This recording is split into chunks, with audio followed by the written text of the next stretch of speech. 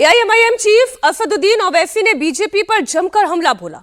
ओवैसी ने कहा कि बीजेपी और आरएसएस मुसलमानों से नफरत करते हैं। मोदी इजराइल जाकर नेतन्याहू से मिलते हैं तो फिर इस्लामिक मुल्कों से ऑयल और गैस क्यों खरीदते हैं। ओवैसी ने कहा कि भारत में आरएसएस के लोग मुसलमानों की दुकान से सामान न खरीदने की अपील करते हैं। अगर मोदी में हिम्मत है तो ये कह दे कि इस्लामिक मुल्कों से तेल और गैस नहीं लेंगे।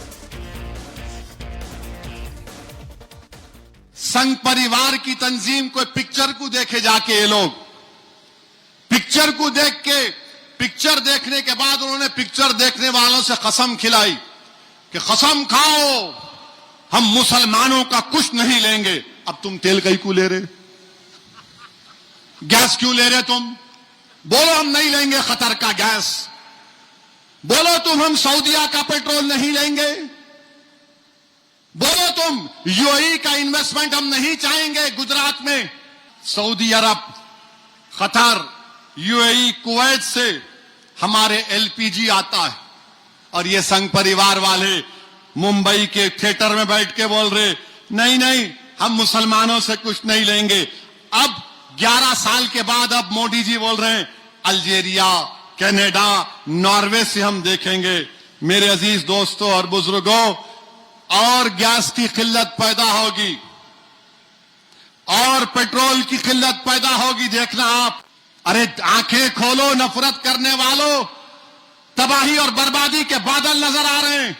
तुम कम से कम अपने आंखों से पर्दा तो निकाल कर देखो, मगर नहीं, बीजेपी आरएसएस सिर्फ यही बोलेंगे अरे नहीं नहीं मुल्ला है। मोदी ने क्या किया, अपने आप को ट्रंप और नेतन्याहू के खाने में जमा कर दिया। अब आप क्या जाकर जंग रुकाएंगे? अगर आप न्यूट्रल होते, गैर जानिबदार होते तो हो सकता कि आपकी बात में और वजन होता। मैं कल से देख रहा हूं कि वजीर आजम इनसे बात कर रहे हैं, उनसे बात कर रहे हैं, इनसे बात कर रहे हैं। अरे खुल के बोलो ना, आपके जंग गलत है, ये जंग गलत है, बोलो आप।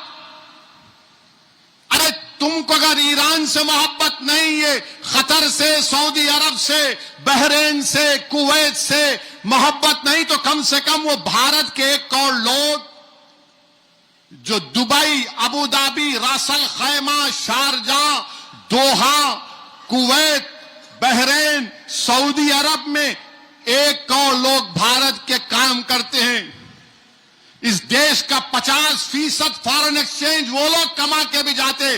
मोदी जी कम से कम उनके लिए तो बोल दो आप।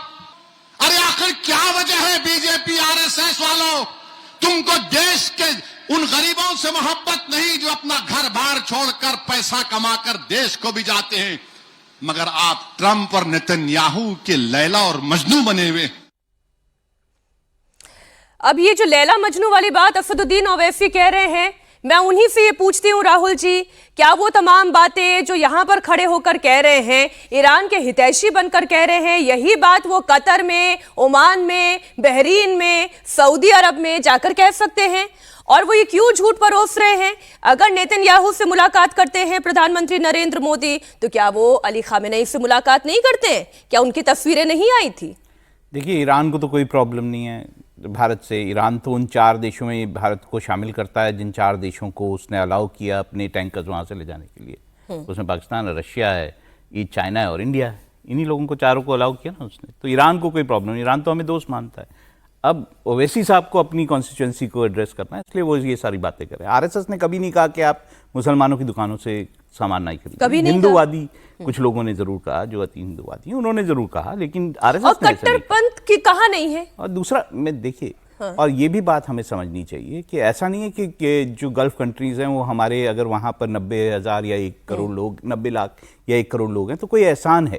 उनको मैन पावर की ज़रूरत है, बिल्कुल उनको मैन पावर की ज़रूरत है, जो मैन पावर इंडिया प्रोवाइड करता है। और बहुत सारे देशों में, अब इसराइल ने भी कहा था कि हमको मैन पावर चाहिए काम करने के लिए। तो भारत एक मिडिल पाथ अपनी डिप्लोमेसी में रखता है और वो मिडिल पाथ उसके लिए काम किया है। और भारत को, ये भारत की लड़ाई नहीं है, पहले हमें समझना चाहिए। ये भारत की लड़ाई नहीं है और भारत को अपने आप को ना ही इस लड़ाई में शामिल करना चाहिए।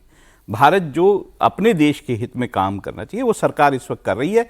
कि उसे ऑयल चाहिए तो उसकी बहुत जी। अच्छी दोस्ती है गल्फ की कंट्रीज के साथ, अगर उसे जो है वो हथियार चाहिए तो बाकी लोग जो प्रोवाइड करते हैं उसको टाइमली वो करते हैं। जो असदुद्दीन ओवैसी बात कह रहे हैं कि भारत की बात में अभी वो दम नहीं है कि वो शांति की बात कर सके, और सच्चाई तो ये है कि केवल एक भारत है कि वो ये कोशिश कर रहा है तमाम देशों के राष्ट्राध्यक्षों से बात करके कि वो कोई तो शांति का रास्ता निकाल सके।